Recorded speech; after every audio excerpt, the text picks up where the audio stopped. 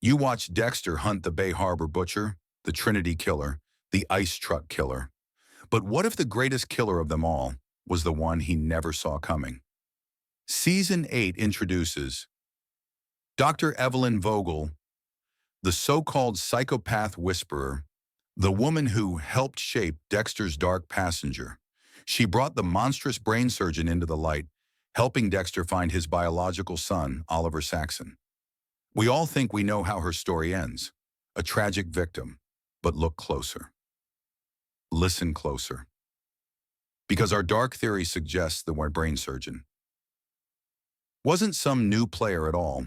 It was a mask, a setup, a final, chilling act of control orchestrated by Vogel herself. The real psychopath in the room was the only one who truly understood the code, and she was willing to murder to protect her ultimate creation, Dexter Morgan. Stay with us. We're cracking open. Dexter Season 8. Like never before, and trust me, you won't like what we find buried inside. The theory that Dr. Evelyn Vogel, the supposed psychopath whisperer, was the actual hidden mastermind behind the brain surgeon killings in Season 8 is one of the darkest and most compelling possibilities in the Dexter universe, suggesting the code's mother was also its ultimate betrayer. When Vogel first appears, she presents herself as a brilliant, if slightly arrogant, psychiatrist who claims to be the mother of Dexter's code, having worked with Harry Morgan years ago to develop the rules that allow Dexter to live and kill simultaneously. This initial presentation is perfectly crafted to disarm both Dexter and the audience. She offers him a kind of peace and understanding he's never had, a validation for the worst part of himself. But if you look at her actions, not her words, a much more sinister picture starts to emerge. Think about the facts. The brain surgeon, Oliver Saxon, only targets people who were connected to Vogel professionally and only does so after she re-establishes contact with Dexter. The timing is almost too perfect to be coincidence. If she truly cared about stopping a killer, why not go to the police right away? Why involve Dexter, a serial killer, in an investigation that puts him and his family at risk, unless her real goal was to manipulate him? The core of our theory lies in the way Vogel handles her discovery of the brain surgeon. She initially brings the case to Dexter, saying she needs his help because the killer is targeting her. This immediately sets up a dynamic where she is the victim, and Dexter is her protector. But if she knew the full story of the code in Dexter's nature, she must have known that involving him was like giving a hungry wolf a scent trail. She claims the brain surgeon is her patient, Daniel Vogel, who was institutionalized for the traumatic murder of his younger brother Richard. This provides a neat closed-loop narrative, a bad son seeking revenge on his mother. However, the brain surgeon's methods are inconsistent. He doesn't just kill, he cuts out a piece of the victim's brain. This method is incredibly specific, theatrical, and highly intelligent. It screams of someone studying and experimenting, perhaps on behalf of a twisted mentor. Dr. Vogel's work is the study of psychopaths. Who better to teach a damaged student how to be the perfect, untouchable killer than the woman who helped create the best one Miami ever saw? She needed a cleanup mechanism, or perhaps a backup plan, and Oliver Saxon, her own son, was the perfect, controllable asset. She used him to eliminate threats, tie up loose ends, and keep Dexter focused entirely on her. Consider the events leading up to the reveal of Oliver Saxon as the killer. Vogel is nearly killed, then rescued by Dexter in a very public way, cementing their bond in his obligation to her. This wasn't just a threat, it was a performance. She was manipulating the entire situation to keep Dexter close. She could have easily gone to the authorities with her suspicions about Daniel/Oliver, but she didn't. She needed Dexter to do the dirty work, to apply the code one last time for her ultimate benefit. When the real reveal happens and she claims to be horrified and heartbroken that her son Oliver is the brain surgeon, it feels rehearsed. She sheds tears, yes, but her actions before this point are all about control and calculation. Her final chilling act is to attempt to convince Dexter that Oliver isn't a true monster, that he can be saved right up until the moment she is killed by him. But what if this final plea was just a desperate attempt to protect her asset one last time? She knew Oliver was too far gone. She just needed Dexter to think there was a flicker of good, creating confusion that might allow Oliver to escape and continue their work, or at least prevent Dexter from killing him immediately. Her death, while tragic for the narrative, was the perfect exit for a villain who had finally exhausted her usefulness. The most crucial piece of evidence supporting the Vogel as mastermind theory is her obsession with the legacy of the code. She didn't just want to document psychopaths, she wanted to perfect them. Dexter was her prize, her greatest creation, and in season 8, she was trying to ensure his future and protect her secret. Oliver Saxon, the brain surgeon, might have simply been an earlier, failed prototype that she used to test her theories and eliminate threats to her perfect creation, Dexter. When Oliver becomes too unstable and begins killing indiscriminately, he threatens her entire life's work, which is Dexter. Vogel doesn't go to the police because involving them would expose her long-standing unethical relationship with Harry Morgan and her role in shaping a serial killer.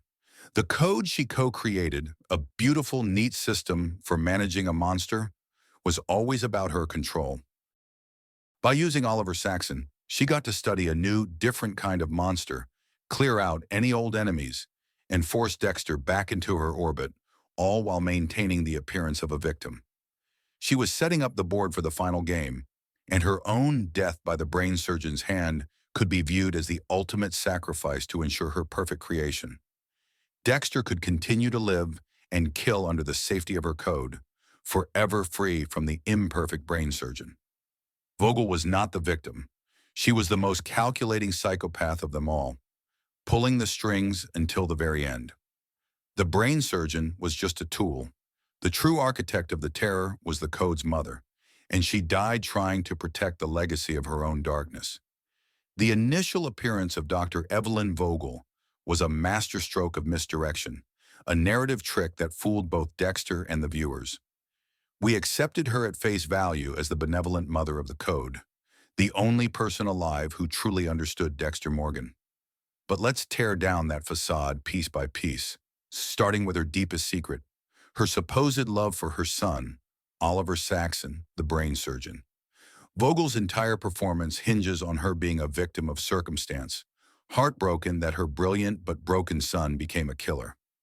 But true psychopaths, especially the intellectual kind she studied, are masters of emotional mimicry. Her tears and pleas for Oliver's life were not maternal. They were a calculated attempt to control the narrative and control Dexter. She was trying to introduce doubt into the code, suggesting that maybe Oliver could be saved, just as she had saved Dexter. If she could make Dexter pause, she could protect her last remaining asset, the brain surgeon. Think about the victims of the brain surgeon. They were all linked to Vogel's past research or her recent reappearance in Miami. This wasn't the random, chaotic killing spree of a deranged son. It was a highly targeted, efficient elimination of loose ends.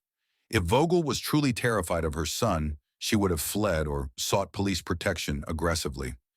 Instead, she deliberately inserted herself into Dexter's life, making herself the bait. Why? Because she needed Dexter to be drawn to the brain surgeon case like a shark to blood. She needed him to be the solution, the final executor who would clean up her mess using the very code she helped design. Every near miss, every moment of danger Vogel faced served a singular purpose: to deepen Dexter's sense of obligation and protectiveness toward her. This dynamic is classic psychological manipulation, turning the hunter into the guardian. When the code's mother asks for help, Dexter, the ultimate rule follower, cannot refuse. Now let's turn to the shocking and accurate ending of Season 8, specifically the fate of Dexter and his final acts. The season is a continuous march toward Dexter making a choice: living a normal life with Hannah and Harrison in Argentina, or remaining a killer in Miami. Vogel's presence acts as the ultimate catalyst for this decision. She provides the intellectual justification for his darkness, essentially giving him permission to be himself, which is exactly what he needed to rationalize his departure. But the season's true dramatic turning point, the moment that seals Dexter's lonely fate, is the death of his sister, Deb. After Oliver Saxon, the brain surgeon, shoots Deb, Vogel's role becomes even more sinister in retrospect. Deb's death wasn't caused directly by Vogel, but by the chaos she intentionally introduced into Dexter's life. Deb was the last bastion of true human morality and connection for Dexter, the only person anchoring him to a life outside the code. Once Deb is gone, the final barrier separating Dexter from complete, isolated darkness collapses. In the harrowing climax of the season, Dexter murders Oliver Saxon. He doesn't do it quickly or cleanly on the table. He confronts him in the interrogation room, using the pen in a moment that is brutal and deeply personal, securing his sister's revenge. This act confirms that Dexter's path is not toward redemption or a happy ending. It is a full, final embrace of the dark passenger, now unburdened by Deb's influence. He carries Deb's body out of the hospital, taking her life into his own hands just as he has taken countless others, and drops her into the ocean, replicating his killing ritual one last time, but for the person he loved most. The iconic shot of him standing alone in the hurricane, accepting the devastation, is crucial. He chooses to leave Harrison with Hannah, acknowledging that his darkness is a fatal flaw, a contagious disease that would destroy his son. The accurate ending sees Dexter faking his own death by steering his boat Slice of Life into the hurricane, only to reveal that he has survived. The final shot is not of him finding happiness or peace, but of him as a grizzled, isolated lumberjack in Oregon. He is now living a self-imposed prison.